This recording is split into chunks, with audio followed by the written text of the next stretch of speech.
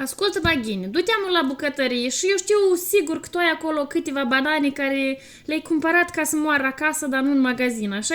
Așa că dacă tu ai vreo 3 banane, așa, o filite, o lecție cum ar și în culoarea leopardului, îți sugerez să faci așa. Iei 3 banane, pui 240 de grame de făină, 130 de grame de zahăr, 100 de mililitri de ulei rafinat, 2 ouă, un pachet de praf de copt și o linguriță de bicarbonat și faci un banana bread, vă leu ochiul. Da.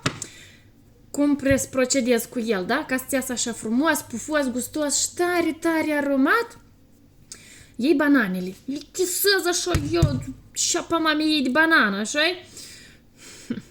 Pui uleiul, zahărul, ouăle, praful de copt și bicarbonatul. Le amesteci toate așa, le omogenizezi binișor și la urmă adaugi făinuța. Pui făină, omogenizezi frumos, torni într-o tavă frumoasă, vrei rotundă, vrei patrată, de care ai, dragul chiochi.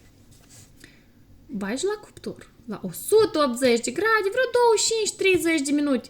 Și ca rezultat, acele 3 banane au făcut magie și le-ai dat și tu o viață nouă. Corect? Corect. Servește-te puicuța că e bun, gustos.